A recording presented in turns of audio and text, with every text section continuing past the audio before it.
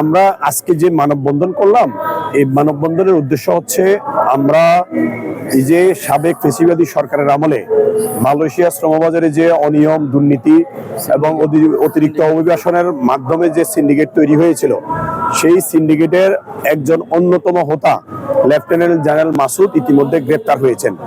আমরা ইতিমধ্যে অনেক দাবি দিয়েছিলাম সিন্ডিকেটের হোতাদেরকে গ্রেপ্তার করার জন্য, শাস্তি দেওয়ার জন্য, কিন্তু ইতিপূর্বে কেয়ারটেকার সরকার এটা করে নাই। বর্তমান সরকার এই প্রথম শুরু করছে, আমরা এই জন্য সরকারকে ধন্যবাদ জানাই। আমরা মনে করি মাসুদউদ্দিন চৌধুরীর মতো সাবেক সরকারের যেসব মন্ত্রী, এমপি এবং নেতারা এই সিন্ডিকেটের যে চক্র তৈরি করেছিল, তাদেরকে শাস্তির আওতায় যেন নিয়ে আসে, আমরা আজকে এই দাবি দিয়েছিলাম।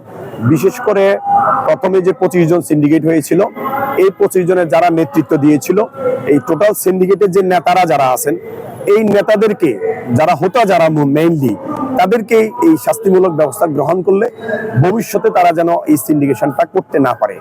দ্বিতীয়তটা হচ্ছে আমাদের যে 3000 রিক্রুটমেন্ট এজেন্সি আছে, সকলেই ব্যবসা করার অধিকার আছে। যারা সরকারের বৈধ এজেন্সি, তারা সকলেই যার যার যোগ্যতা অভিজ্ঞতার ভিত্তিতে মালয়েশিয়া সব দেশে যেন কর্মী প্রেরণ করতে পারে। বিশেষ করে মালয়েশিয়া শ্রমবাজারে আবারও সিন্ডিকেট করার একটা পায় তারা করছে, আমরা বিভিন্নভাবে আমরা শুনতে পাচ্ছি।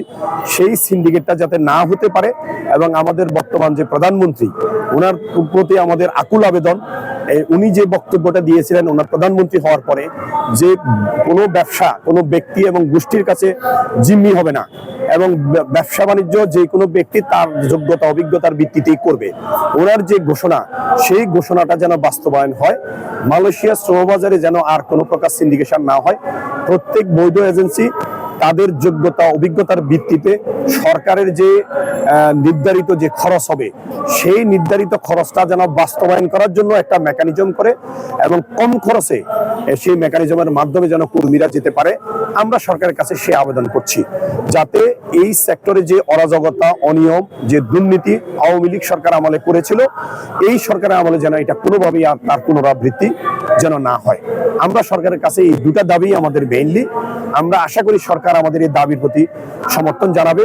এখানে আর কেউ কোনো বৈষম্যের শিকার হবে না এবং কোনো আমাদের কর্মীরা যে অধিকার বঞ্চিত হয়েছিল, অতিরিক্ত অভিবাসন খরচ দিতে হয়েছিল, বিভিন্নভাবে তারা জবলেস হয়েছিল, সেই বিষয়টা যেন আর না হয়। এবং কর্মীরা এই যে আমাদের প্রবাসীদের যে অধিকার এবং প্রবাসীদের যে এই দেশের অর্থনীতিতে যে কন্ট্রিবিউশন, আপনি জানেন প্রায় 32 বিলিয়ন ডলার এখন বাংলাদেশের অর্থনীতিতে প্রবাসীদের রিমিটেন্স আসে। এই প্রবাসীদেরকে আমরাই পাঠিয়েছি এবং আমাদের এই রিমিটেন্স যেন আরো বেশি উত্তরোত্তর বৃদ্ধি পায়, আমরা যেন আরো বেশি কর্মী পাঠাতে পারি, এই সেক্টরে যেন সুশৃঙ্খল পজিশন থাকে এবং কোনো অরাজকতা, অনিয়ম, দুর্নীতি এবং কোনো বিশেষ ব্যক্তির কাছে যেন শ্রমবাজারটা জিম্মি না হয়। সেই জন্য আমরা সরকারের কাছে আকুল আবেদন, যেন কোনো প্রকার সিন্ডিকেশনকে সুযোগ না দিয়ে সবাই যেন সরকারের নিয়ম নীতি পালন করে যেন মালয়েশিয়া সহ সব দেশে কর্মী পাঠাতে পারে।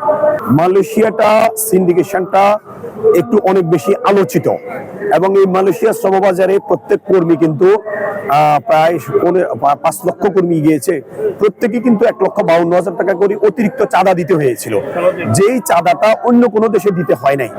অনেক দেশে আবার কিছু রিক্রুটিং এজেন্সির লিমিটেশন আছে, বাট সেটা মালয়েশিয়ার মতো এরকম দুর্বিষহ অবস্থা ছিল না, সেখানে এরকম বঞ্চিত ছিল না। যারটা সেই চাইলে করতে পারে। যেমন আমরা জাপানের কথা বলি, জাপানে কিন্তু একটা লিমিটেশন আছে, 52 জন এখন এজেন্সি কাজ করে, কিন্তু চাইলে যে কোনো এজেন্সি সেখানে কিন্তু সম্পৃক্ত হইতে পারে, সেই সুযোগ তার আছে। কিন্তু মালয়েশিয়া কিন্তু এই সুযোগ ছিল না, সেই সুযোগটা বন্ধ করা ছিল এবং সেখানে একটা কর্মী পাঠাইতে এক এজেন্সি আরেক এজেন্সিকে চাঁদা দিতে হয়, কর্মীরা সিন্ডিকেটের হোতাদেরকে চাঁদা দিতে হয়েছিল। তো আমরা এই জন্য মালয়েশিয়াটাকে বেশি আমরা হাইলাইট করছি এবং অন্য দেশেও আমরা মনে করি কোনো লিমিটেশন যেন লাইসেন্সে থাকে না এবং কি বয়েসেস সহ সেখানে বয়েসেসেরও কোনো আধিপত্য থাকবে না। যে কোনো রিক্রুটিং এজেন্সি বৈধভাবে সরকারের নিয়ম কানুন পালন করে যে কোনো দেশে পাঠানোর সুযোগ থাকতে হবে, কারণ আমাদের যে লাইসেন্সের যে বিধিবিধান যে নিয়ম, সেই নিয়মগুলো কিন্তু সেখানে বলা নাই যে যে সুনির্দিষ্ট দেশে পাঠাইতে পারবে, কোনো দেশে পাঠাইতে পারবে না, এখানে কিন্তু বলা নাই।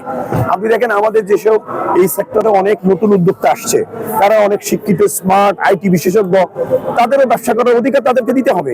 না হলে কিভাবে এই দেশ থেকে যে প্রধানমন্ত্রী যে ঘোষণা দিয়েছেন 1 কোটি কর্মী কর্মসংস্থান করবে, তো বিদেশেও তো পাঠাইতে হবে। তো পাঠাইতে হইলে যে লিমিটেড কিছু লাইসেন্স যদি দেওয়া হয়, তাহলে তো তার ক্যাপাসিটি কম, তার সক্ষমতা কম। যত বেশি লাইসেন্সের মাধ্যমে কর্মী যাবে, তার সক্ষমতা তত বেশি হবে। আপনি একটা ঘরের দরজা যত বেশি হবে, মানুষ তত দ্রুত বেরোতে পারবে, আগুন লাগলে বা কোনো কিছু। কারণ একটা দরজা হলে তো সে বেরোতে পারবে না।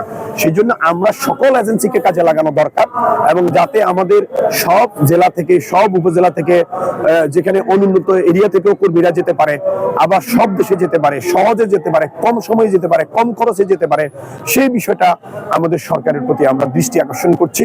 এবং আবারও আমি বলবো, আমাদের মন্ত্রণালয়, আমাদের এমবেসি, আমাদের সরকার প্রধান মাননীয় প্রধানমন্ত্রী তারেক রহমান সহ সকলেই এই আমাদের যে অর্থনৈতিক উন্নয়নে যে ফরেন রিমিটেন্সের যে ভূমিকা, এই সেক্টরে রিক্রুটিং এজেন্সির মালিকেরা তারা যে ভূমিকা রাখছে, সেই ভূমিকাটা স্বীকার করে সকলকে সমান সুযোগ দেয়া। আমি সেই সাথে সাথে বাংলাদেশে এখন গণতান্ত্রিক সরকারের বিরোধী দলও আছে, আমি বিরোধী দলকে আহ্বান করব, তারাও যেন সরকারের উপর চাপ প্রয়োগ করে, সরকারের কোনো ব্যক্তি যদি এই সিন্ডিকেটের সাথে সম্পৃক্ত হয়, তাদেরকে যেন এই বিষয়টা সংসদে বলে, তারা যেন এই ব্যাপারে প্রতিবাদ করে। বিরোধী দলীয় নেতার প্রতিও আমি একই অনুরোধ করব, যেন কোনো প্রকার সিন্ডিকেশনকে তারাও যেন প্রশ্রয় না দেয়। প্রবাসীদের জন্য নির্মাণ হচ্ছে দেশের প্রথম স্মার্ট সিটি, যেখানে থাকছে স্কুল, মসজিদ, হাসপাতাল, সুইমিং পুল, হেলিপ্যাড, পাঠাগার, জিম, সুপারমার্কেট, শিশু পার্ক সহ সকল নাগরিক সুবিধা। মাত্র 30 লাখ টাকা বিনিয়োগে মিলছে আকর্ষণীয় ফ্ল্যাট। প্লাটিনাম ইনভেস্টরদের জন্য ঢাকা বিমানবন্দরে ভিআইপি প্রোটোকল সুবিধা। বিস্তারিত জানতে যোগাযোগ করুন স্ক্রিনে দেয়া হোয়াটসঅ্যাপ অথবা ইমো নাম্বারে।